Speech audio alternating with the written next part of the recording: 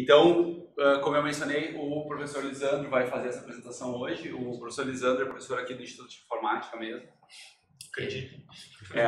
Ele ministrou durante muito tempo essa disciplina, né? Ministrou também outras disciplinas da área de redes aqui no Instituto de Informática. E atualmente o Lisandro está cumprindo outras funções. O Lisandro trabalha para o Ministério de Ciência e Tecnologia, então ele não tem lecionado aulas nesses últimos semestres, mas vocês devem ver ele pelos corredores aí de vez em quando. O Lisandro é professor titular aqui do Instituto de Informática, recentemente. Virou professor titular do Instituto de Informática. Foi meu orientador, foi orientador do Jefferson no doutorado. Peço desculpas. E trabalha nessa área de gerência aí, daqueles eventos que a gente olhou, estudou, né? Os principais eventos da área de gerência. O Lisandro já foi coordenador de alguns e trabalha bastante tempo nessa área, tá?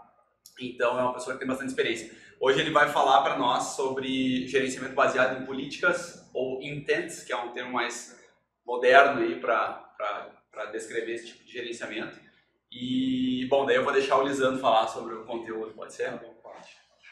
Obrigado, então, Juliano. Eu agradeço o Jefferson também pelo convite. Apesar de ser sobre tendências, eu vou apresentar para vocês aqui uma aula mais ou menos convencional, né?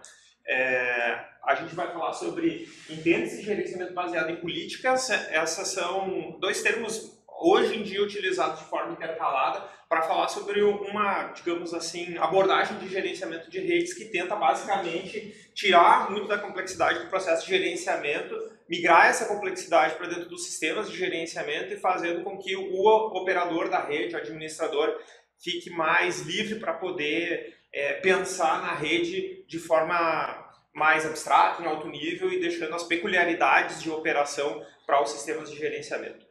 Conforme eu for andando aqui, por favor, me interrompa, senão vai ficar um monólogo chato e aí, se vocês me interromperem, vai ser melhor. Senão eu posso interromper vocês perguntando coisas. Bom, eu organizei assim, a gente vai ver um pouquinho sobre a motivação por trás do gerenciamento baseado em políticas, depois eu falo como ele funciona, alguns exemplos, como é a arquitetura e depois alguns exemplos de produtos. Mas então, começando aqui pela motivação, né? Se a gente olhar o que acontece na operação de uma rede convencional, ela é caracterizada por algumas coisas. A primeira delas é que, assim como uma definição, na verdade, de redes de computadores, a rede ela é heterogênea, né? Quando a gente estuda redes de computadores, a gente olha lá aquela organização em camadas, as arquiteturas todas bonitinhas, mas na prática, uma rede de computadores ela é essencialmente heterogênea. É difícil a gente encontrar uma rede onde o operador tenha que lidar com uma mesma marca de dispositivo, por exemplo. Então, com uma rede heterogênea, inevitavelmente a gente acaba, se a gente estiver falando lá de SNMP, que você já deve ter ouvido falar bastante vezes, né? Isso significa que normalmente a gente tem que utilizar uma gama grande de MIPS para poder administrar essa rede. Isso também implica no número elevado de equipamentos. É difícil a gente encontrar uma rede de computadores com um número reduzido de equipamentos que permitisse o administrador fazer a gerência de uma forma mais manual em cada equipamento isoladamente. Então, um número elevado de equipamentos obriga a um certo nível de automação e, por consequência, também um número elevado de serviços, né? Se a gente olhasse lá na criação da internet, a rede só fazia encaminhamento de pacotes, né? Mas hoje tem um monte de outros serviços no meio da rede que precisam ser administrados para que ela funcione de forma apropriada. Isso inclui firewalls, resolução de nomes e assim por diante, né? Então são serviços de redes que estão ali e, além dos equipamentos, a gente precisa de alguma forma administrar. Aqui eu estou pegando um caso específico sobre gerenciamento de QoS, mas o que eu vou mostrar aqui se repete para outros tipos de aspectos de uma rede, né?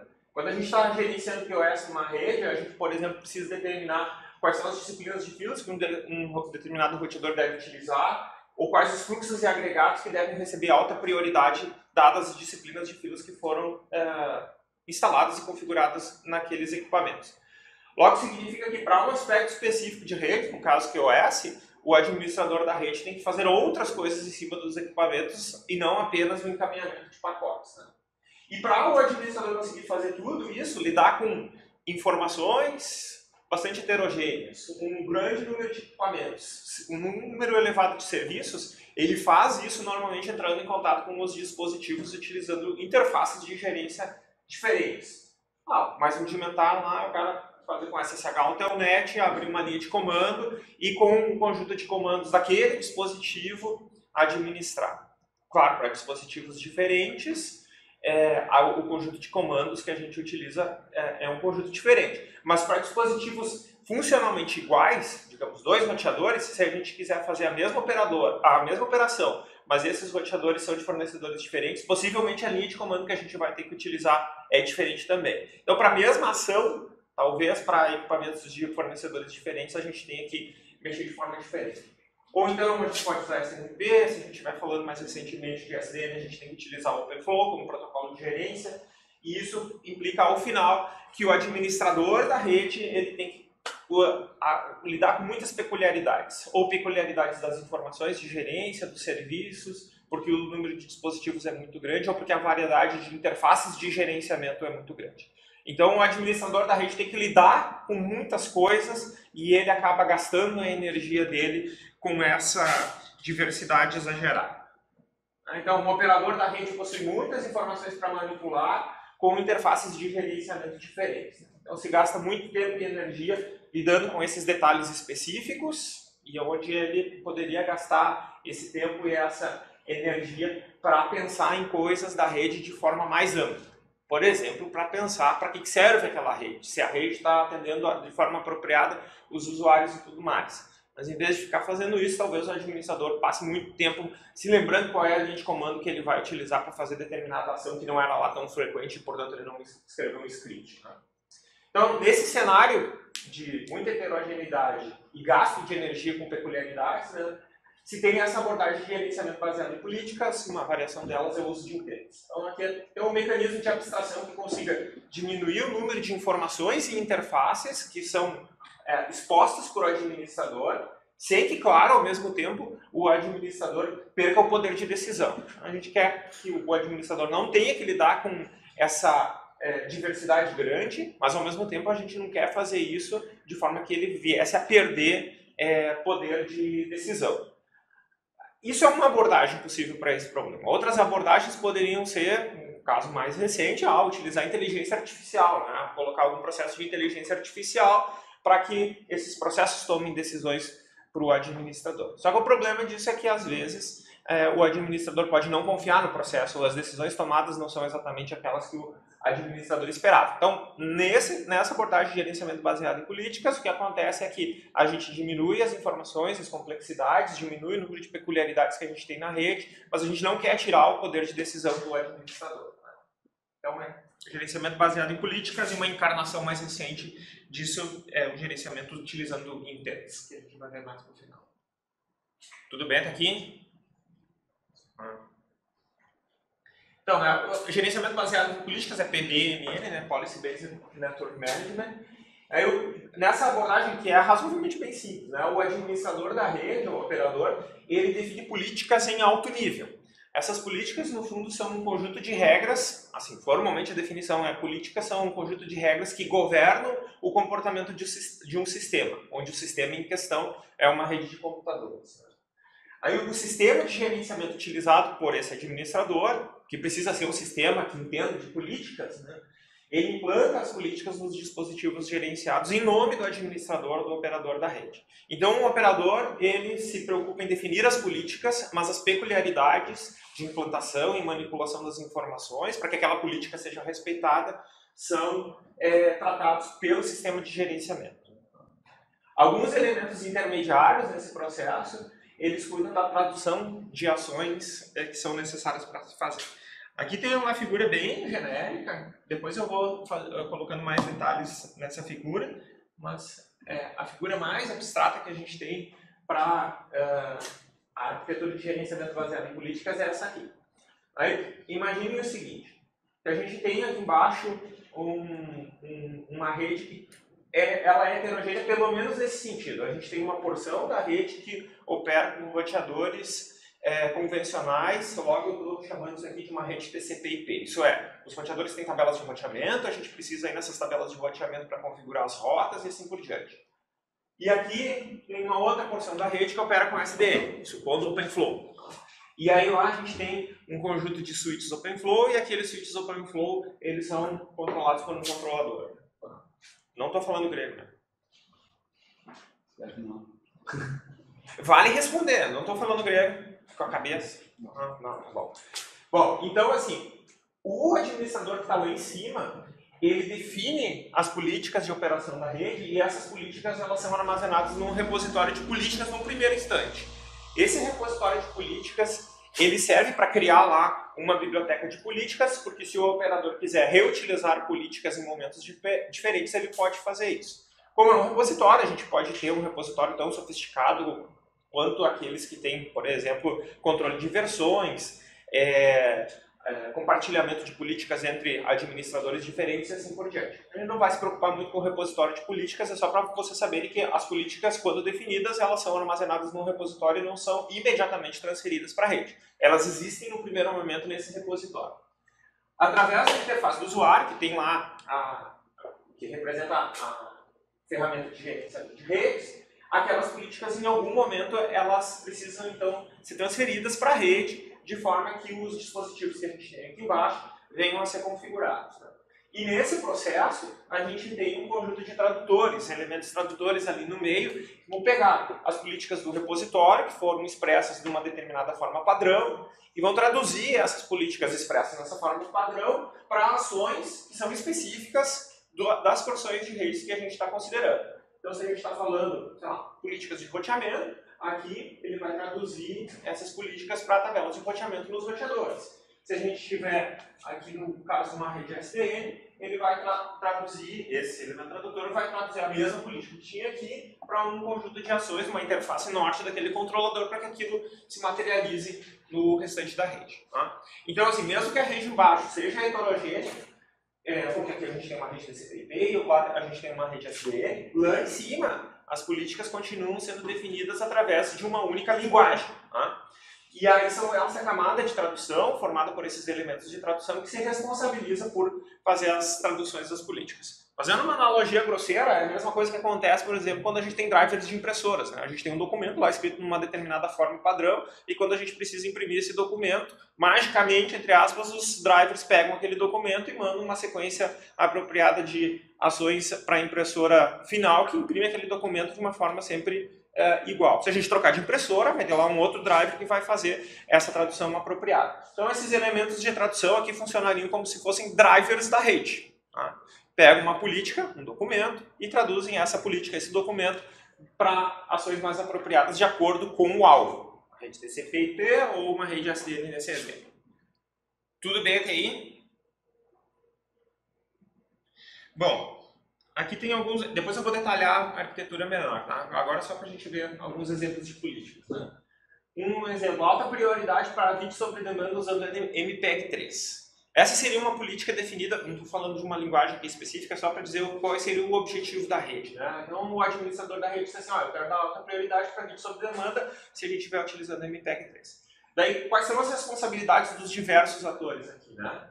O operador ele precisa determinar a origem e o destino de uma transferência que ele quer, com essa política, priorizar, e qual é a classe de serviço que vai ser aplicada. Vamos supor que o administrador da rede batizou uma determinada classe de serviço com o nome MPEG-3, o mesmo nome lá do que a gente estava utilizando no vídeo. É um nome que ele utilizou porque para ele tem algum significado, ele poderia colocar outro nome qualquer.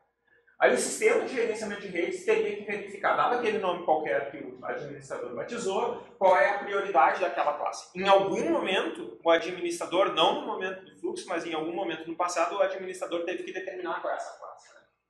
E aí os roteadores e o sistema de gerência determinam quais são os roteadores que devem ser configurados, programados para respeitar aquela política. Tá? Nesse ponto aqui, não existe como diria assim, sistemas que sigam sempre uma mesma determinação. Por exemplo, se a gente tem origem e destino, que foi determinado pelo administrador, e a gente tem os roteadores intermediários, podem existir sistemas que, dado origem e destino, descubram a rede automaticamente e entram em contato com esses dispositivos, configurando a política nesses dispositivos. Podem ter outros sistemas onde não exista esse processo de descoberta, e daí se torna a responsabilidade do operador dizer quais são os dispositivos intermediários. Então, o limite das responsabilidades aqui pode variar um pouco dependendo do sistema de gerenciamento que está sendo utilizado. Aqui no mundo ideal, né? O sistema de gerência dado a origem e destino acha quais são as porções da rede que precisam ser configuradas e configura. E depois, por último, lá, os elementos tradutores, eles vão determinar as prioridades nos roteadores TCP e IP, olhando para aquela figura anterior, né? Ou os caminhos do fluxo na porção SDN da rede. Então, a gente teria essa separação de papéis entre o operador da rede, o sistema de gerenciamento e os tradutores. Quando a gente não tem gerenciamento baseado em políticas, quase tudo sobra para o operador da rede. O que também não está colocado aqui, só voltando na figura, é que, pegando esse exemplo aqui, se esse roteador, né, a gente está numa rede TCP/IP, se esse roteador é de um fornecedor e esse de outro fornecedor, pode ser que as interfaces de gerenciamento expostas pelos roteadores aqui sejam interfaces diferentes. Então, esse elemento de tradução aqui pode ter que configurar esse roteador utilizando SSH e esse outro ele consegue fazer com algum outro protocolo. Mesma coisa acontece numa rede SDN. A gente está usando um determinado controlador SDN, mas se a gente tivesse porções diferentes da rede SDN controlados com controladores diferentes, o elemento de tradução lá também teria que acomodar essas diferenças. Tá? Então, o que não está listado aqui é que é o sistema de gerência de redes aqui que cuida dessas diferenças entre as interfaces de acesso aos dispositivos. Aqui tem outros exemplos de política, só para enfatizar alguns outros aspectos, né? Então, um outro exemplo, usuários podem acessar sessões de videoconferência entre Estados Unidos e Brasil apenas entre as 16 e 19 de segunda a quarta-feira. Esse é um exemplo de política, claro, que fala o tipo de serviço de rede que a gente está considerando, é videoconferência, né? Mas ele inclui uma questão de agenda nas políticas. Então, se espera que o sistema de gerência de redes, quando recebe essa política, seja capaz de, ao observar o momento atual, determinar, por exemplo, se é segunda-feira, 4 horas da tarde, então está na hora de configurar os dispositivos da rede, de forma que aquela rede passe a dar as prioridades necessárias para a sessão de videoconferência. Quando chegar lá às 19, se espera que o sistema de gerência também volte a reconfigurar a rede para remover aquelas prioridades, já que não é um momento mais apropriado. Isso se repetiria na quarta-feira novamente. Então, as políticas elas também podem ser agendadas. Né? Então, significa que não apenas o operador da rede não tem que se preocupar com as peculiaridades dos dispositivos e quais as informações manipular, mas, inclusive, ele pode agendar quando as ações de gerenciamento devem ser executadas, de forma que a política dele seja priorizada nos momentos apropriados, certo? Dependendo do autor ou da definição de políticas, tem gente que entende que as informações de agenda não fazem parte da política, são algo externo, e a política é agendada por uma agenda externa. Outros autores informam que a agenda faz parte das políticas. Como a gente não vai debater o debate dos autores, né, aqui é só para mencionar que agendamento é uma coisa que faz parte desse universo. Aqui é sobre controle de acesso, né, que recursos um usuário pode acessar se estiver utilizando a internet de outro provedor. Então, dependendo de como o usuário acessa os recursos, a gente pode dizer assim, o usuário pode ter acesso a tais e tais recursos. No caso, sei lá, da URGS, né? Se a gente está na rede do Instituto, vocês podem ter acesso direto às impressoras. Mas alguém pode determinar uma política dizendo assim, se o acesso de vocês está sendo feito por algum proxy que tem algum laboratório por aí, pode ser que o acesso às impressoras seja diferente. Isso também é determinado numa política. Por último aqui, que ações devem ser executadas quando uma violação de login é detectada. Então alguém pode escrever uma política dizendo assim, depois de 3 tentativas de violação de login, sei lá, manda um e-mail para um operador, ou fecha uma porta no firewall, ou bloqueia aquele determinado IP. Então, aqui é um exemplo de uma política mais ou menos de segurança, onde depois de um determinado conjunto de tentativas, a gente faz alguma ação associada aqui. Tá? Notem que todos esses casos sempre são assim, né? É um conjunto de regras. Uma regra, se for atendida, a gente tem uma ação associada àquela regra, certo? Só para falar de uma coisa mais formal, na verdade. Eu falei várias vezes, conforme fui explicando, em políticas na rede, né? Mas formalmente a gente diz assim que dentro de uma rede a gente pode ter várias regras e esse conjunto de regras forma a política da rede, mas uma rede não tem várias políticas ao mesmo tempo, a gente só tem uma política que é a política vigente. A gente pode ter várias políticas no repositório de políticas. Se o administrador quiser trocar política vigente e utilizar uma nova, ele utiliza uma nova política que está lá naquele repositório. Mas a política que está em andamento na rede é uma só e ela é o resultado desse conjunto de regras. Só. É uma discussão um pouco mais formal que existe na literatura. Bom, voltando um pouquinho para a arquitetura. Tem alguns termos aqui que não necessariamente migraram para o mercado, alguns, dependendo do fornecedor, na verdade, quer dizer, eles migraram para o mercado, não necessariamente eles são populares. Então, o sistema de gerenciamento baseado em políticas ele é formado por 3 elementos principais. Um é chamado de Policy Enforcement Point, PEP, é o ponto onde uma política é aplicada. Exemplos de Policy Enforcement Points, né? As disciplinas de filas nas interfaces de um roteador, as tabelas de rotas SDN, faros e assim por diante. Com frequência na literatura, existe uma associação incorreta entre um PEP, Policy Enforcement Point, com dispositivos, como se eles fossem sinônimos. Andar no roteador e dizer, esse aqui é o PEP é um dos PEPs da rede. Na verdade, não é assim. O escopo de um PEP pode variar. Uma interface de saída de um roteador pode ser um PEP, então dentro de um roteador, como ele tem várias interfaces, ele pode ter vários PEPs. Se a gente estiver falando do conjunto de regras de um firewall, e o firewall é aquele equipamento único, então ali pode existir uma coincidência entre um PEP e um firewall, porque a gente está administrando o firewall como um todo. Tá? Então PEP não é sinônimo de dispositivo, apesar de na literatura a gente encontrar casos frequentes onde os autores fazem essa associação, como se PEP fosse sinônimo de dispositivo. Depois, aqueles elementos de tradução que a gente viu antes, eles são chamados de Policy Decision Points, PDPs, é o ponto onde uma política é logicamente determinada, que é o elemento de tradução. Daqui um pouquinho a gente vai ver 2 formas de operação desses Policy Decision Points. E o repositório de políticas que a gente viu antes, base de dados que contém as políticas definidas e, mais que a política, as associações entre as políticas, os Policy Enforcement Points e os Policy Decision Points. Que associações são essas? Quando a gente tem um PEP e um PDP, o PDP ele funciona como o driver, né? Então a gente precisa associar um ao outro, né? Dizendo assim, olha, o driver desse PEP é esse PDP. Olhando para um PDP, aquele PDP cuida de diversos PEPs, né? E as políticas são associadas aos PEPs, em que lugares da rede aquelas políticas estão sendo válidas. Então tem essas diversas associações que também são registradas nesse repositório de políticas. Claro, isso depende de implementação, né? Quem implementa um sistema desse tipo pode decidir criar modelos de dados diferentes, um só para armazenar políticas e depois ter um repositório diferente só para armazenar as associações. Mas essas são mais detalhes de implementação. Então, se a gente pegasse aquela figura anterior e trocasse os nomes, a gente teria isso aqui. Os elementos de tradução são os PDPs e ao longo da rede a gente tem vários PEPs. Aqui eu coloquei um PEP nas interfaces de cada roteador, nas interfaces do switch, e o próprio controlador poderia ser um PEP se as políticas que a gente vier aplicar vierem a ser traduzidas para ações internas do controlador. Tudo bem até aí? Perguntas? Não. Cai na prova isso. Óbvio. Cai na prova, perguntas.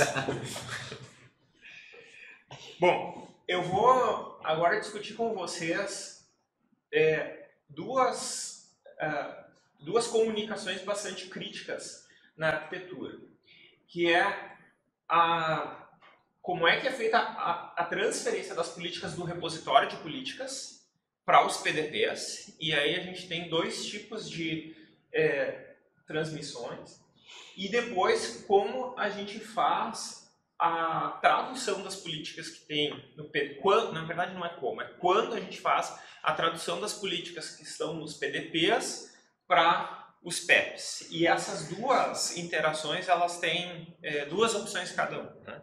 Então, olhando para o primeiro caso, né, como é que a gente transfere políticas do repositório para os PDPs? As 2 formas possíveis são chamadas de push e pull. Então, olhando para o primeiro caso, push.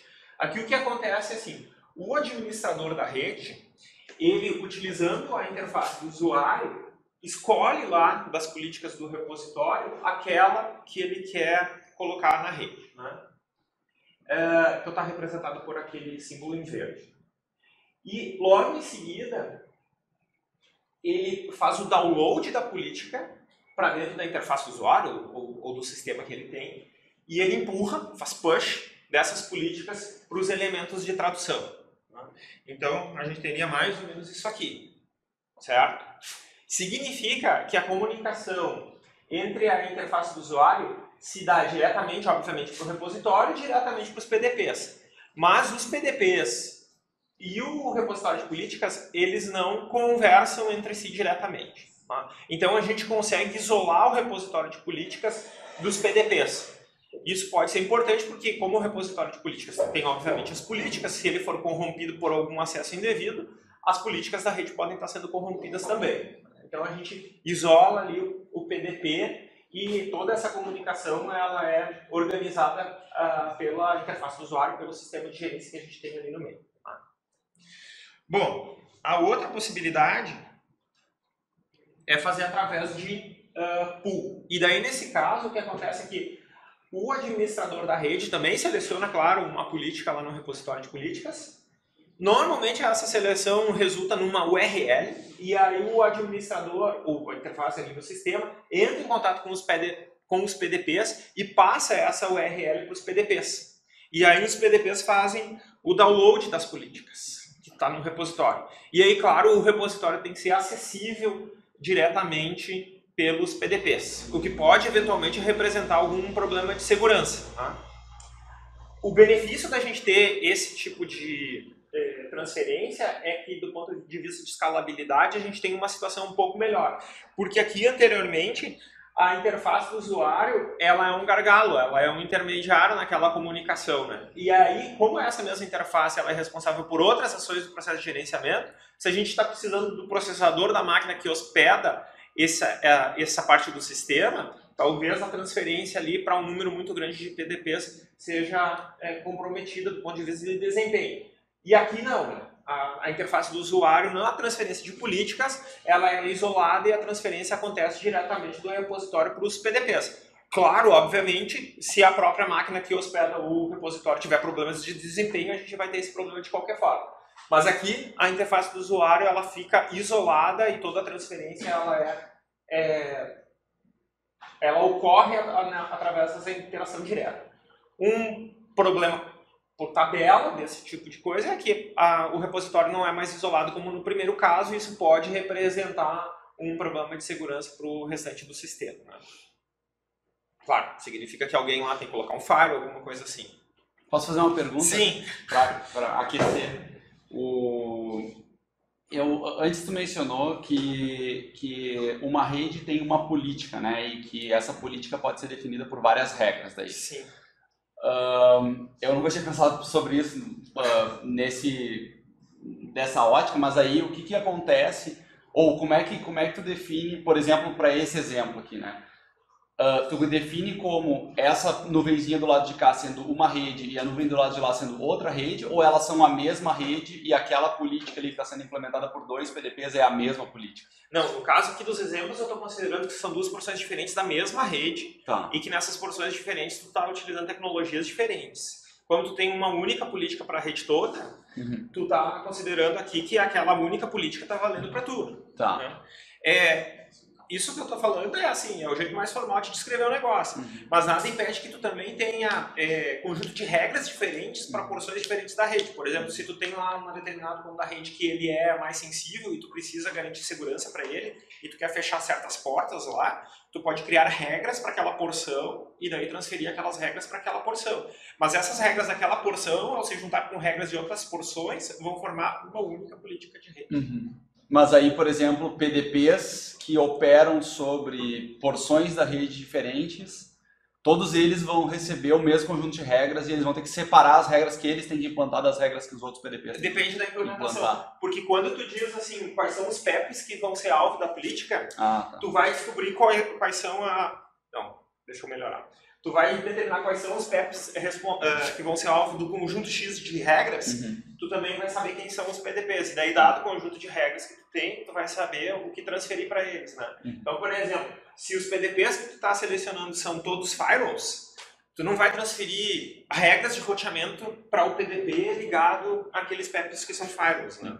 Então, tu segmenta o conjunto de regras, tu faz subconjunto de regras e tu transfere só aquilo que faz sentido para o PEP de destino. Mas, de novo, né, é só uma definição formal. Daí o conjunto dessas regras forma uma única política. Mas ela pode ser uma política super sofisticada, justamente porque a tua rede é heterogênea em pontos diferentes e o conjunto de regras para cada ponto é um conjunto de regras diferentes. Né? Mas, assim, isso é só um discurso, porque na hora de pensar na rede, tu fala, eu vou colocar políticas de segurança nessa porção mais sensível, outras políticas de roteamento numa outra porção, né? Mas, assim, formalmente, tu só pode dizer que existe uma única política. Tá bom. Bom, então aqui era a transferência sobre o repositório de políticas, né? Bom, e aí a outro tipo de comunicação se dá, então, entre os PDPs e os PEPs, né? E aí aqui a gente também tem duas abordagens. Essas duas abordagens são resultado de contextos históricos diferentes da internet, né? Correndo o risco de soar velho, né? Não porque eu seja, só venha a soar velho, eu vou contar esse contexto histórico. Quando começou, todas essas questões relacionadas a gerenciamento baseado em políticas, elas surgiram muito motivadas por conta da tentativa de criar arquiteturas para fornecimento de QoS em redes TCP/IP. Isso foi lá no meio dos anos 90. Eu não me lembro direito porque eu não era nascido. Mas o que acontecia naquela época? Uma das arquiteturas que eles tinham pensado era assim, quando os dois usuários, um está nessa máquina e o outro está lá na outra máquina, quando eles precisassem de um tipo diferente de serviço da rede, por exemplo, para dar prioridade para uma aplicação, uma das soluções possíveis na época, ou sendo consideradas na época, era que o usuário seria capaz de solicitar para a rede essa priorização. Tá? Então, o software que está rodando do usuário, ele entraria em contato com o seu primeiro dispositivo que conecta esse usuário ao restante da rede, pedindo por uma determinada priorização. Então ele diz assim, olha, agora eu vou iniciar uma videoconferência, então, por gentileza, priorize esse tráfego de videoconferência em detrimento de quaisquer outros tráfegos que eu venha a gerar, inclusive aqueles que rodam em background, eu nem sei que estão por ali, né? E aí, o dispositivo de rede que recebe aquela solicitação, na arquitetura convencional da época, eles fariam assim, se a gente está pedindo banda, por exemplo, o dispositivo só olharia para a banda que ele tem disponível e a banda que ele já alocou, e se ele tivesse banda disponível, ele diria, tá ok, pode mandar tráfego que eu consigo fazer isso para ti. Na verdade, o protocolo é mais longo, né? Ele solicita, esse aqui verifica, eu tenho banda suficiente? Sim. Então ele vai pedindo para os próximos saltos até o destino. Quando chegar lá no último salto e tivesse banda, nesse caso, para aquela comunicação, aí vem uma mensagem de volta dizendo tem, e aí cada dispositivo intermediário iria reservando aquela banda. Tá? E ela ficaria alocada para aquele tráfego e não poderia ser utilizada até o final daquela transmissão. E daí o dispositivo que recebe o final, tá ok, e daí ele poderia fazer aquela solicitação. Eles definiram um protocolo para fazer essa comunicação chamado RSVP na época, né? E todo o protocolo ele era baseado assim, apenas na observação dos recursos locais de cada dispositivo intermediário. O problema é que observar apenas os recursos locais pode não necessariamente estar alinhado com as políticas da rede. Então alguém pode dizer assim, olha, me dá banda porque eu quero jogar. E aí tem uma outra máquina lá que precisa de banda e diz assim, eu preciso de banda porque eu vou fazer uma cirurgia remota. Mas não tem mais banda para cirurgia remota porque alguém está jogando alguma coisa lá, né? Então, a rede pode não estar lá muito alinhada com os objetivos dela. Então, para que esses dispositivos aqui não tomassem essa decisão de alocar a banda baseado apenas nos recursos disponíveis, o que eles faziam seria assim, eu recebi uma solicitação, eu tenho os recursos disponíveis? Sim, então o básico ele consegue atender. Mas será que isso está alinhado com as políticas da rede? Então, o dispositivo solicita para o PDP. Essa solicitação aqui, ela faz sentido para as políticas da rede? Daí o PDP, por isso que ele é Policy Decision Point, porque é o PDP que decide se ele vai aceitar ou não aquele tráfego que está entrando baseado nas políticas que ele já recebeu. Tá? E daí se ele disser assim, tá bom, isso aqui é uma operação remota, então, uma cirurgia remota, então sim, eu vou dizer que sim. E daí segue o baile.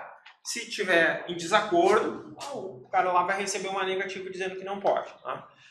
Então, assim, isso era a versão original. E aqui o termo, né, Policy Decision Point, fica mais concreto. Né? É quem vai decidir, baseado nas políticas, se aquele tráfego que está entrando pode receber os recursos solicitados ou não. Tá? Esse jeito se chama outsourcing. Tá?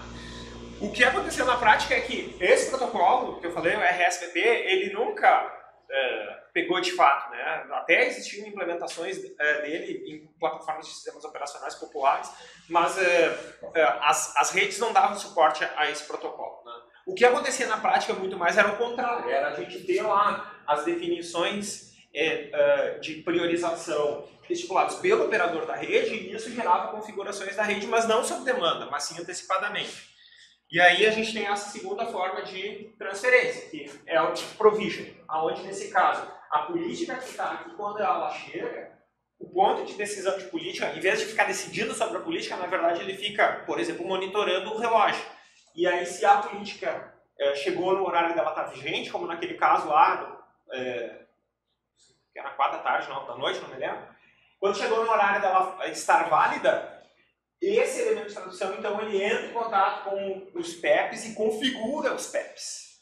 E aí o tráfego pode andar. Significa que as necessidades do usuário, em comparação com o que a gente tinha antes, elas não são, na verdade, informadas para a rede, e daí a rede decide baseado nas políticas.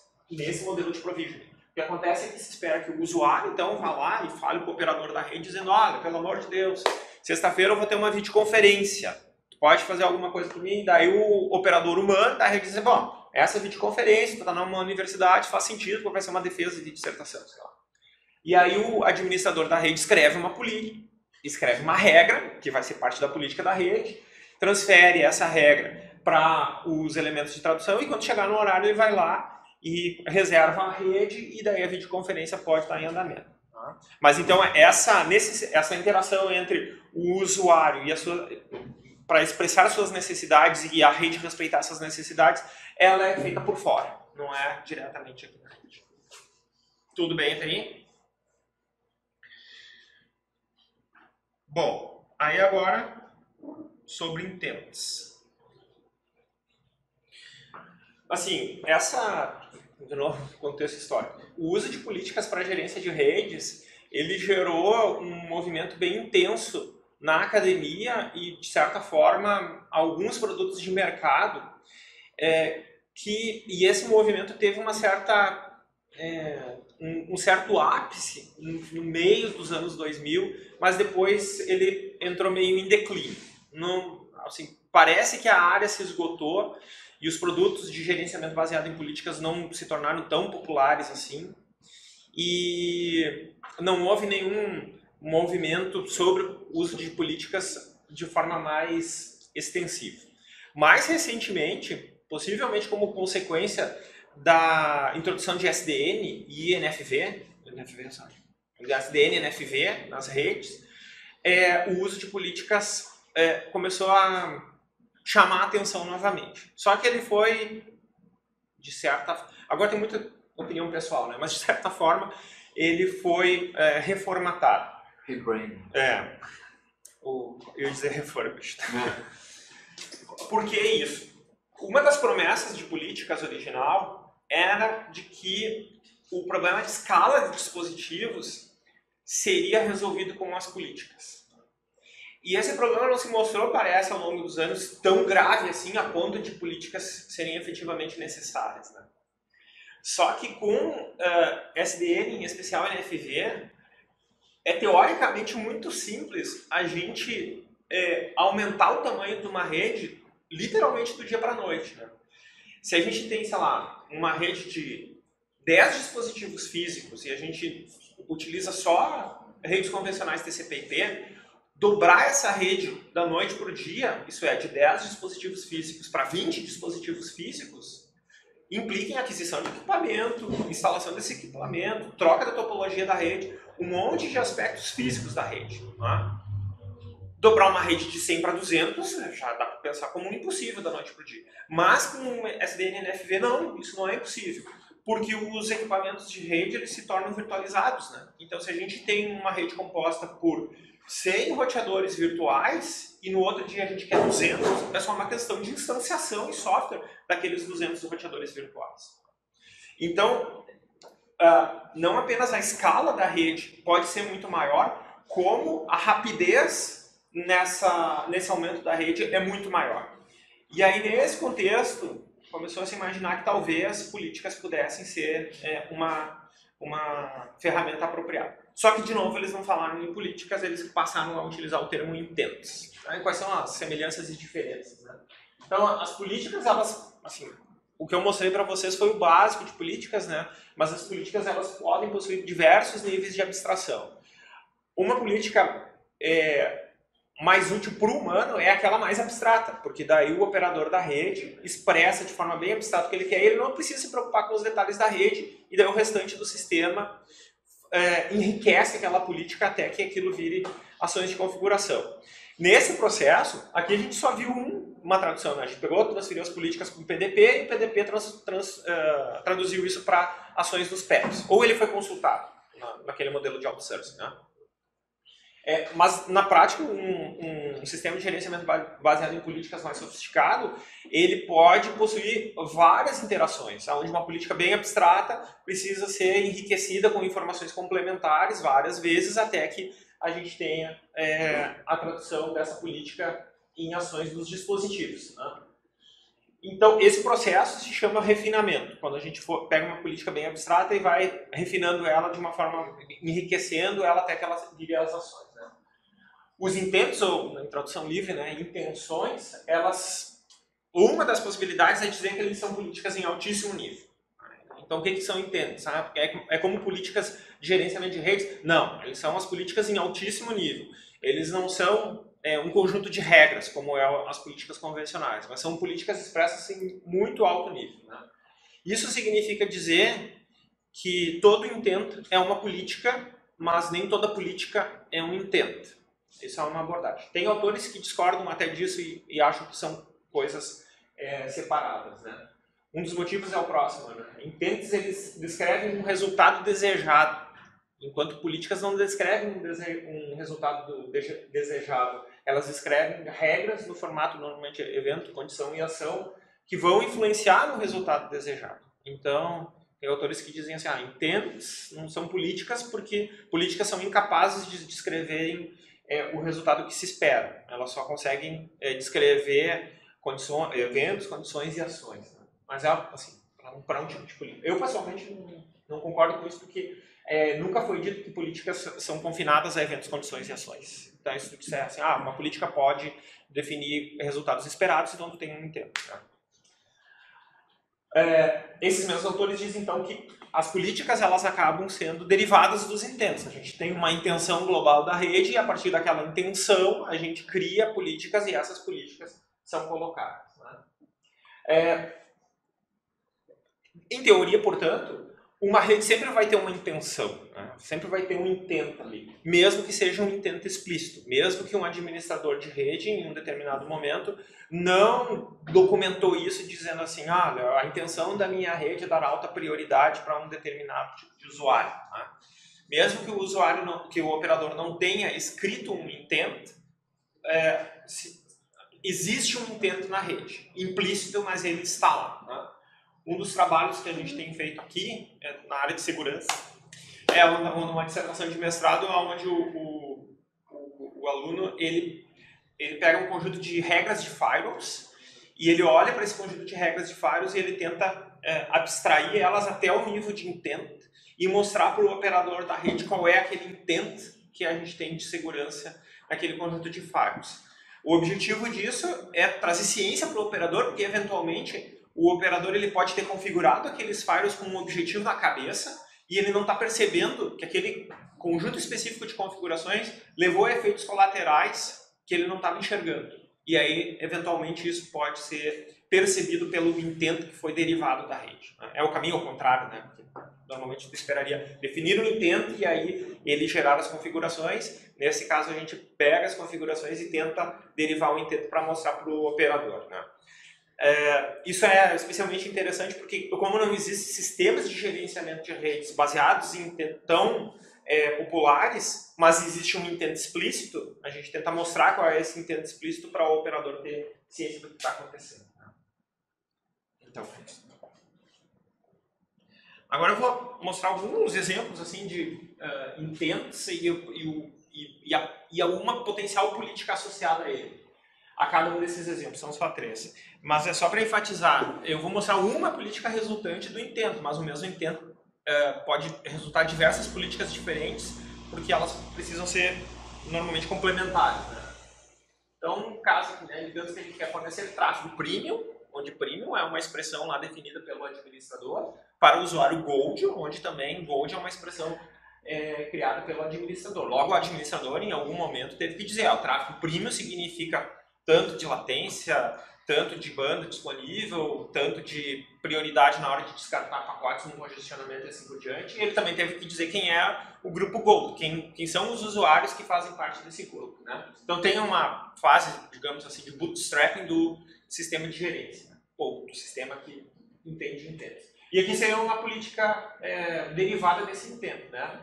No formato condição-ação. Então, se o endereço IP de origem for aquilo ali, digamos que esse é o endereço de um dos usuários Gold, então setar a prioridade para aquele tráfego para set, por exemplo, mudando lá o type of service que tem no cabeçalho IP. E aí supõe-se que, claro, na rede, com prioridade set, os roteadores vão colocar aqueles pacotes dessa origem com aquela prioridade numa fila de mais alta prioridade. Né?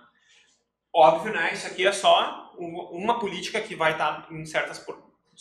uma regra que vai estar em certas porções da rede, mas outras porções da rede tem que ter regras complementares para respeitar esse intento. Né? Um outro exemplo. Priorizar Netflix das 19 às 23. Aqui era só para enfatizar que o intento também pode ter uma agenda. Também é debatível se a agenda faz parte ou não do intento. Né? E uma política poderia ser, dado um endereço IP qualquer, aqui eu chutei, né, o SMTP aqui do Instituto, dizendo assim, olha, qualquer outra coisa diferente dos IPs Netflix, então eu vou dropar os pacotes porque o meu intento a tradução dele é algo bem radical e eu só vou deixar tráfego Netflix passar. Tá? Não é muito realista isso, né, mas em teoria seria possível. O último é esse, né? Aumentar, por exemplo, poderia ser um intento de uma rede de uma empresa. Né? Eu quero aumentar a produtividade pela manhã. Tá? Então, manhã significa naquela empresa, das 8 às 12, e produtividade significa not Facebook. Né?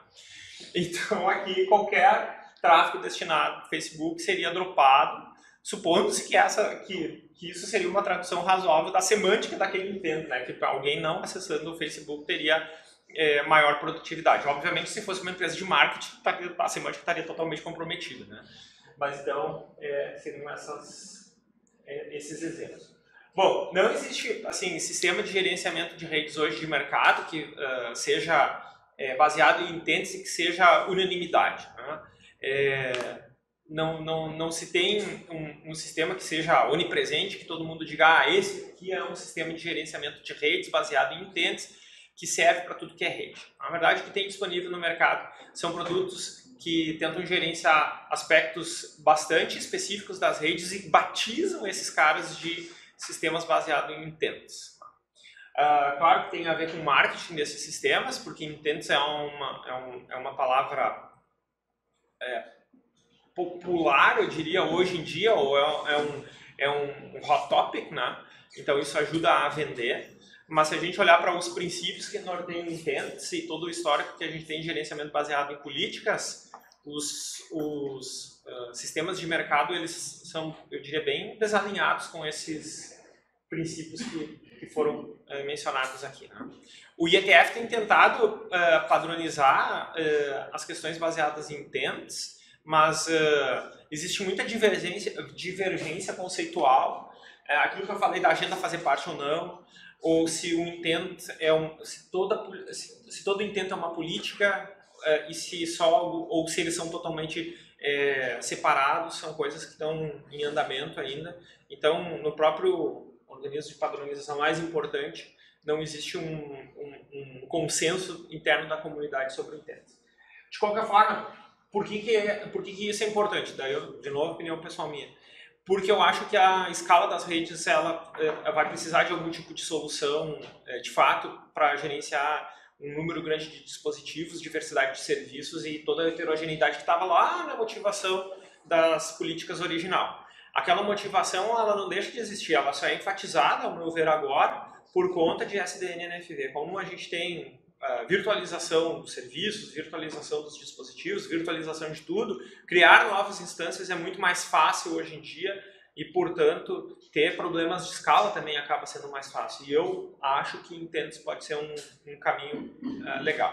Eu poderia trocar dizendo assim, acho que políticas poderia ser um caminho legal, é a mesma coisa, a meu ver, né? Mas Intents é o termo que tem sido utilizado recentemente nesses contextos. Certo? Era isso. Perguntas? Não consegui. Então a motivação pela tradução ela não é mais tão...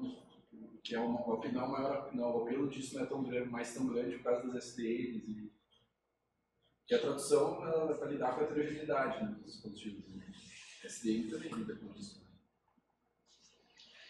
Vamos dizer assim. Não lida. SDN também lida com a heterogeneidade dos dispositivos, mas cada protocolo também lida com a heterogeneidade dos dispositivos. SNP também lida com diversidade. Aí tem uma piada que diz assim, né, o legal dos padrões é que tem tantos porque a gente pode escolher o que a gente achar melhor, né? Então, quando na tua rede tu tem um monte desses padrões, a tua rede acaba sendo heterogênea. E aí, Intents, ou um sistema de gerenciamento de redes que rode em cima dessa diversidade de padrões, tenta administrar. Mas tu tem razão no sentido de que o problema que está se resolvendo mais ou menos é o mesmo, só o ponto de resolução é diferente. Enquanto o SDN tenta resolver o problema de heterogeneidade mais próximo aos dispositivos, Intents tenta resolver o problema mais próximo do operador.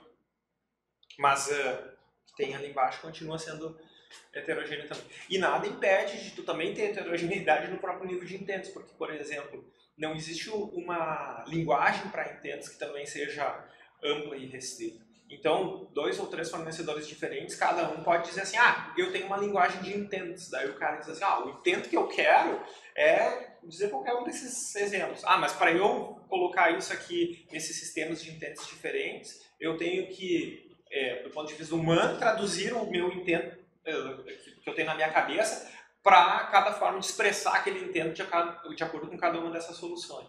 Aí alguém pode dizer assim, então eu vou fazer um meta-intento em cima e resolver para si. Mais perguntas? Antes que eu tenha que fazer mais. Eu ia mencionar um outro exemplo também. A gente tem um doutorado, o Arthur, o que ele está fazendo, ou pelo menos uma parte do que ele está fazendo, é assim, a gente gostaria de inserir intents em certas redes onde o operador ele não é um técnico especializado. Então, por exemplo, uma rede doméstica. Se a minha mãe quisesse dizer aquilo lá, eu quero priorizar Netflix, a gente gostaria que a pessoa pudesse falar com um assistente doméstico, tipo Home, o Alexa ou qualquer coisa dessas, dizendo assim, por favor, priorize Netflix agora, ou priorize Netflix quando começar um determinado episódio de uma série, né?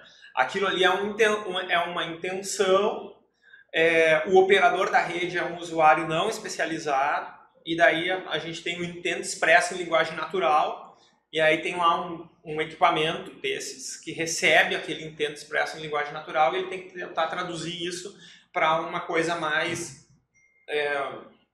próxima da rede. Como é linguagem natural, o trabalho dele está fazendo assim, ele expressa o intento de linguagem natural, o sistema de gerência traduz aquilo numa primeira tentativa para um inglês estruturado, né, ele tem aquela linguagem NAIO que ele criou, e aí ele manda, antes de colocar na rede, antes de dizer que aquilo é um intento válido, ele manda de volta para o operador dizendo assim, para o operador ou para minha tia, né, dizendo, foi isso que tu quis dizer em inglês, e daí a pessoa dá feedback, dizendo sim ou não, e se for não, ela tenta corrigir. E aí isso tem um loop entre o humano o operador e uma parte do sistema de gerência. Esse loop permite que o sistema de gerência aprenda ali, e em próximas interações o sistema já vai estar mais alinhado com o jeito de se expressar do operador. E daí, uma vez que aquele intento está ali, a gente tenta então depois configurar a rede para garantir isso. Eu tenho também. Você? Claro, claro. Por exemplo, assim, tu que viu todo o ciclo de ascensão e queda de políticas. O primeiro ponto é porque como é que no momento tu acha que a gente está em intents, assim, comparativamente com o ciclo de políticas, e se tu vê em intents, assim, características que talvez levem ao mesmo, dizer assim, ao mesmo fim de vida de políticas, ou se tu acha que intents tem mais chances, assim, de perseverar, olhando assim pelo... É que no caso de política, olhando só pelo lado de padronização, né? No caso de políticas, as padronizações, ainda que elas não tenham vingado, elas convergiram bem mais rapidamente. Não existia muita discussão sobre os princípios mais básicos, assim. E aí foi rápido criar lá modelos de dados no IETF, protocolos. Até nem lembro o nome dos protocolos. COPS. Não, tipo COPS, COPS-PR. Então, os protocolos mais rapidamente convergiram, né? E eu acho que intents não tem uma convergência tão clara, mas também eu acho que isso é porque a própria definição de intents é muito abstrata, em comparação com a definição que na época era a definição de políticas, né? Claro, o IETF pegou uma definição de políticas já bem limitada e restrita e trabalhou em cima daquilo. Mas a definição de políticas, se tu for olhar no restante da literatura, o pessoal lá do Imperial College, por exemplo, ela era uma definição de políticas mais ampla que a definição do IETF. Então o IETF fez um recorte e trabalhou naquilo. Agora não, o IETF não está fazendo um recorte intenso, ele parece abarcar tudo, né? Então eu acho que está muito disperso comparativamente, né? Agora, se no futuro o destino de intents vai ser semelhante ao destino de políticas, eu não sei dizer porque eu sou péssimo de história. O que eu acho que é diferente é o fato da escala ser real, porque antes era só era muito um temor de que as redes evoluíssem para uma situação aonde a escala fosse um problema. Fazendo uma outra comparação, que a gente tinha lá QoS e internet, dizendo assim, se a internet não tiver QoS e portanto fazer as priorizações, a internet não vai funcionar. E todo mundo resolveu isso colocando links mais com maior disponibilidade não, com maior capacidade. Então o QoS também foi uma coisa que se perdeu porque tinha uma solução alternativa. No caso de políticas, acho que elas não vingaram porque o problema da escala foi resolvido de outras formas. Mas eu não sei, eu acho que esse problema de escala que se vai ter, que parece ter agora com virtualização de tudo, eu acho que ele não é resolvível de outra forma que não passando por automação assim e uso de traduções. Pode ser que eles deem outro nome para isso, né? Como é que se chama? Self-Drive Networks, por exemplo. A Self-Drive Networks também é um tipo de rede que anda sozinha, mas tu tem que alimentar ela com o que tu quer. E o que tu quer tu pode expressar com intents, né? Mas o futuro nos diga. Porque tem eu estava pensando, quando estava falando de uma analogia que dá para fazer de políticas intents, pensando em programação, é um modelo declarativo e imperativo. Então tu diz exatamente o que tu quer que aconteça, ou tu diz como tu quer que aconteça. Só que tem toda essa coisa, um dia a gente vai poder declarativo, mas parece que é sempre meio que uma coisa utópica, assim, de caminho. Sim. E se concentra em fazer bem feito o que tu quer dizer para a rede. Daí seria essa relação assim, de políticas mais de baixo nível e de intents. Eu também, sou eu tentando prever o que não é previsível, mas eu fico imaginando que tenha cenários onde de fato tem algum dono de rede que não é técnico. Eu falei esse cenário doméstico, né? Mas podem existir outros cenários, porque é muito fácil montar uma rede, né, hoje em dia. Então, esse administrador não técnico, ele precisa de algum tipo de suporte e talvez ele se expresse melhor de forma mais abstrata. E daí isso pode ajudar ele, né, nessas situações.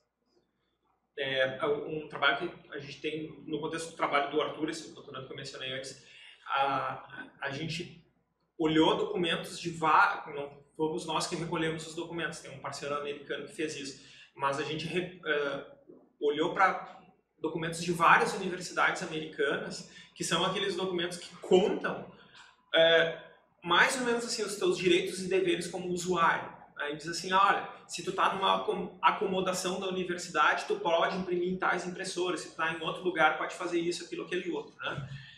E esses documentos, essas regras, eles são descritos em linguagem não estruturada, né?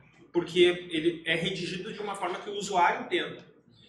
E o que a gente fez foi pegar esses documentos, traduzir para Nile nessa linguagem dele, e aí como a linguagem dele ela é estruturada, a gente consegue computar o que está colocado ali. E a gente viu diversas inconsistências, se a gente chamar aqueles documentos de intents, a gente viu diversas inconsistências no intents, porque certas partes do documento contradiziam outras partes do documento, né? Então, mesmo para um usuário experiente, isso é o operador da rede de uma universidade, quando ele precisa expressar coisas que acontecem na rede para um usuário não expert, nesse processo pode existir inconsistências, né? E o usuário, o operador expert, precisa enxergar essas inconsistências porque, de repente, sei lá, nos Estados Unidos ele pode sofrer, sei lá, um processo, alguma coisa desse tipo, né? Então, quando tem essa questão de como transmitir o que a rede faz de forma apropriada, pode ter. Esses dias eu vi uma expressão assim que achei meio exagero, mas eu acho que ela fala bem. Que nem a gente ouviu falar hoje de explainable AI, né? É como se fosse explainable intents. Tá ali para um usuário não expert entender, né?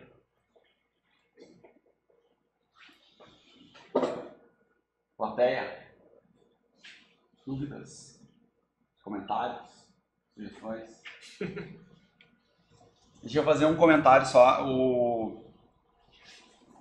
Tu estava falando ali, né, desse trabalho, desse exemplo, né, desse trabalho do Arthur, onde tu interage, digamos assim, o usuário interage com o seu assistente de voz, por exemplo, para tentar expressar o seu intento de uma forma que o computador entenda, digamos assim, vai chegar numa hora que o computador vai dizer assim, tá, entendi o que tu quis dizer, agora vou implementar, né?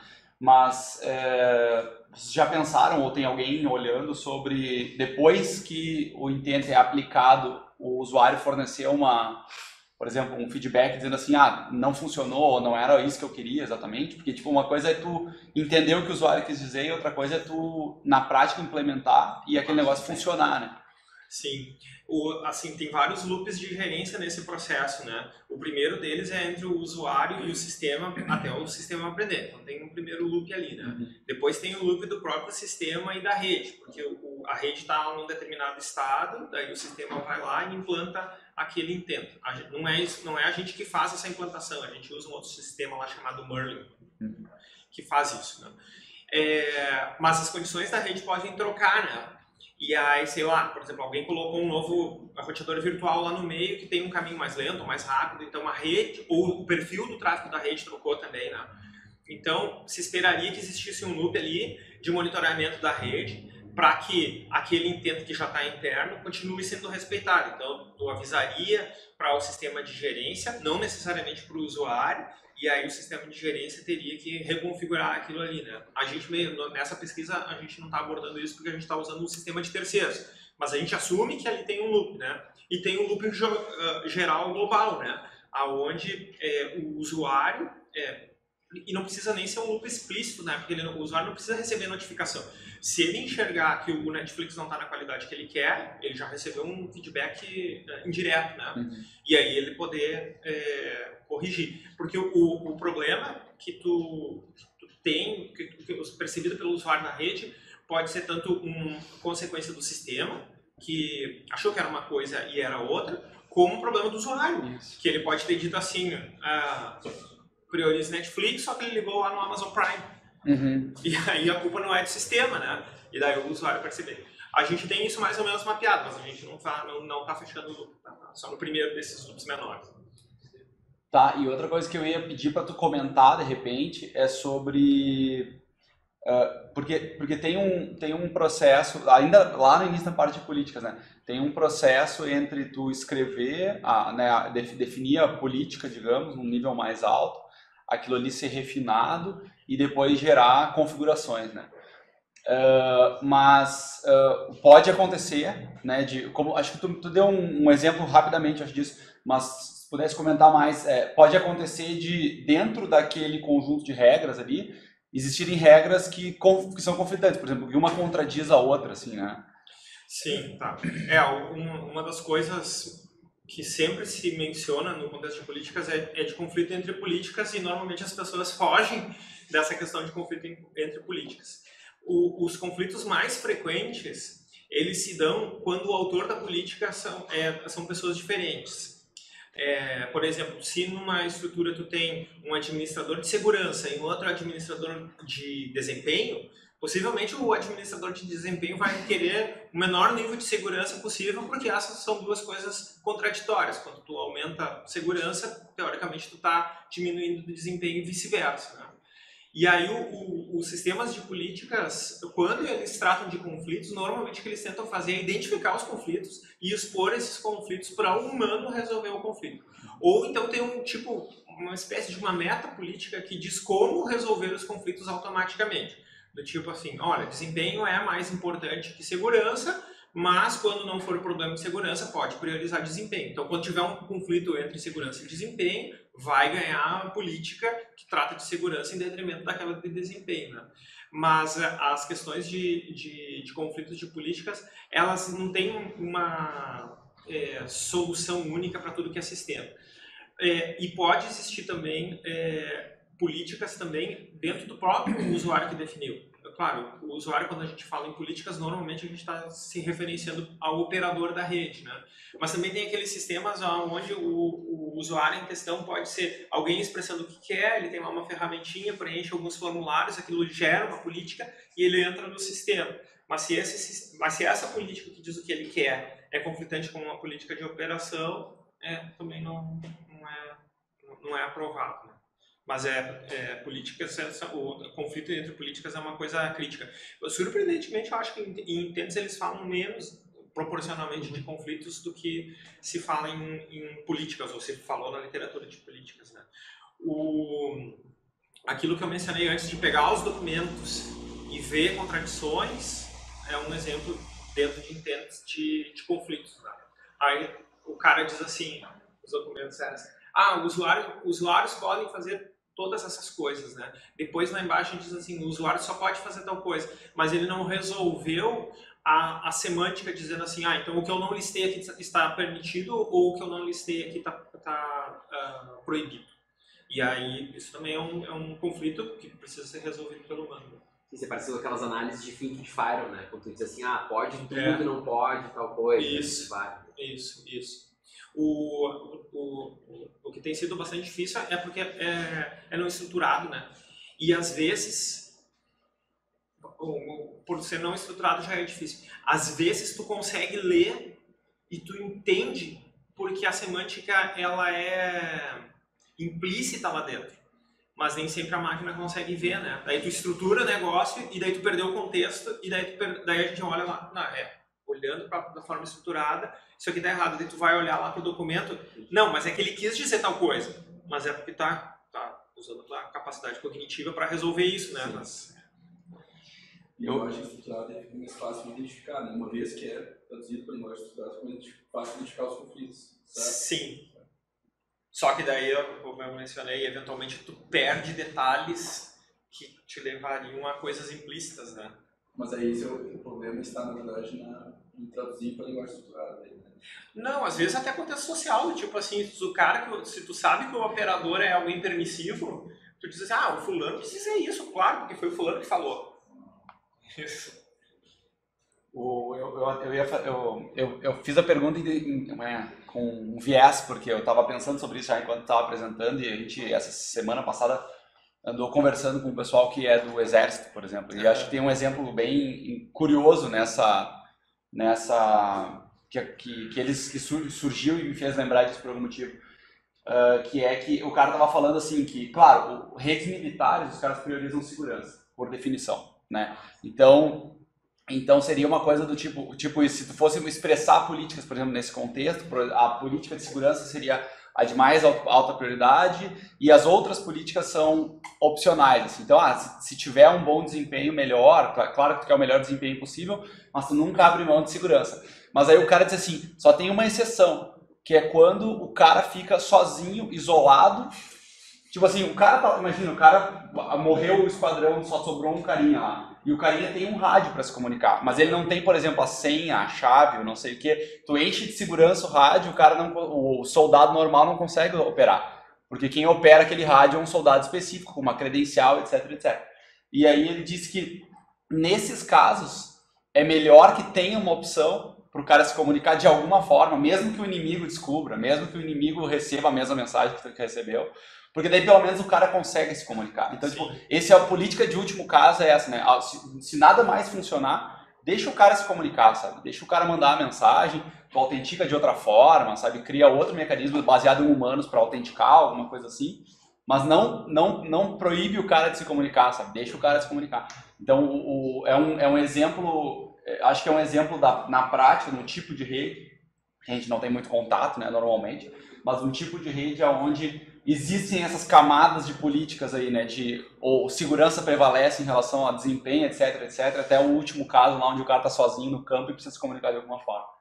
Então, isso foi um aprendizado curioso. Mas eu queria fazer uma última pergunta, quer dizer... Deixa eu só fazer um comentário isso aí. Fazer propaganda gratuita. A gente teve um tempo atrás um outro trabalho, o aluno chamava Gustavo Coelho. Vocês não conheceram ele? Acho que não. Ele fez, a gente chamava de POP, Policy of Policies. E aí a gente tinha uma máquina de estados, onde cada estado da máquina implicava na aplicação de um conjunto de regras, logo uma política. E se acontecesse alguma coisa na rede, que era a transição de um estado para o outro, o novo estado era um outro conjunto de regras, logo uma nova política. Isso permitia, por exemplo, que tu dissesse assim, olha, quando eu estou com a minha situação convencional na rede, eu vou priorizar a segurança. Tá? E aí, estou dando um exemplo contrário do teu, vou priorizar a segurança. Aí digamos que caiu um link na rede, daí o protocolo de roteamento da rede escolheu uma rota alternativa, mas cuja banda era menor, e esse cair no link e reconfigurar a rede era o evento da máquina de estados, e daí ele ia para uma outra situação onde tinha lá um conjunto de políticas. E daí lá a prioridade não era segurança, a prioridade era desempenho, porque tu tinha lá uma banda mais limitada e tu não queria gastar aquela banda, por exemplo, por, sei lá, troca de regras de firewall entre a nova porção da rede, que tem um firewall, e o firewall anterior. Né? E aí todas essas transições nessa máquina de estados, a gente dizia que a máquina de estados em si era uma política. Ela orquestrava não é bom, mas ela dizia o que aconteceria conforme os eventos na rede iriam acontecendo. Me parece semelhante ao que tu disse, né? Se todo mundo morreu, então é uma transição, vai para outro lugar, então a política que está vigente é diferente. Né? E uma última pergunta, só para... se alguém quisesse... trabalhar com isso, fazer um trabalho prático, por exemplo, baixar, testar, instalar, rodar alguma coisa, botar para funcionar alguma coisa, tem alguma implementação que tu... Ou fazer um trabalho prático dessa disciplina numa versão futura, por exemplo? Certo, obrigado pela pergunta. Tem alguma implementação que funcione, de políticas que se possa testar, assim, que a gente possa usar? Tem algumas ferramentas, em especial de algumas universidades americanas, que têm sistemas. Eles não usam intents como nome para o que eles utilizam para alimentar o sistema. O Merlin foi um que eu falei, não vou me recordar de outros, mas existem algumas ferramentas, elas são acadêmicas. O que caracteriza normalmente elas é assim, elas foram criadas para domínios específicos. Então, ou é para rede 5G, ou é para rede SDN e assim por diante. Então, como eu coloquei lá SDN numa ponta, TCP/IP na outra, hoje tem, sei lá, redes submarinas, redes IoT, Smart Cities e assim por diante. Normalmente essas ferramentas elas são criadas, onde tu alimenta com alto nível a ferramenta com o que tu quer, mas elas são para um domínio específico normalmente, né? Mas tem várias que dá para pegar, baixar, colocar, instalar. E o caso mais simples é o Mininet, né? Para SDN, que coloca ali do lado do simulador e segue vai. Mas não é que é simples, mas tem um ferramental para tu baixar e experimentar. Assim. Não é, o que eu quero dizer, não é que é simples, significa que, né, tu vai Você tem que fazer, compilar, não sei o que, e ver o que tem de biblioteca que está faltando, aquele negócio todo, né? Mas não é tu instala a ferramenta e está funcionando, mas tem sim disponível. Por isso que o Arthur, por exemplo, não fez nada de ferramentas porque justamente elas estavam ali, a gente não queria reinventar a rota, né? Como é que está se desenvolvendo com a NFV e SDN? Existe alguma padronização para utilizar os itens? Não, infelizmente. Tá. Assim, existe muita discussão do IETF sobre intents. As pessoas, quando vão nas reuniões do IETF, que acontecem 3 por ano, elas mais ou menos se cuidam, eu acho, para usar os termos razoavelmente bem aceitos nas discussões, assim.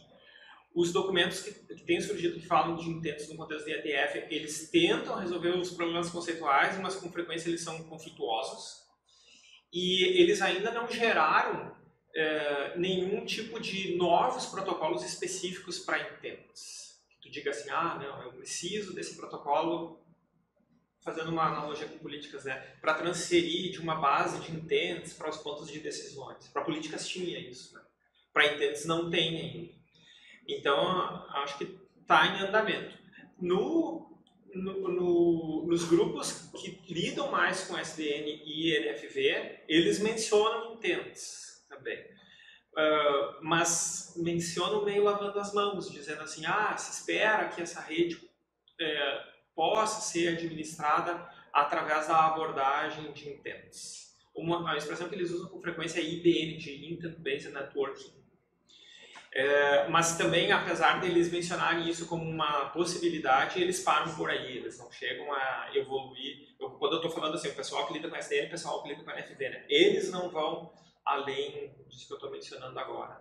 Então, ainda é uma coisa que está engatinhando. Como eu falei antes para o Jefferson, que eu acho que é muito disperso ainda. E tem o recorte sobre intents não foi feito como foi feito em políticas na época, né? Então, é muito amplo ainda. Assim, meio depressivo esse final de aula, né? Parece assim, ele veio aqui apresentar esse negócio que não serve pra nada porque ninguém vê, né? Mas é mais assim, uma aposta no futuro, né?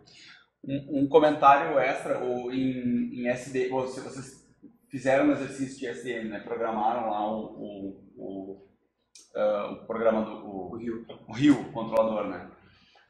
Há um tempo atrás, quando o SDN estava surgindo, os mesmos caras que inventaram o conceito de SDN, ou que inventaram o OpenFlow lá, a primeira versão do protocolo, etc.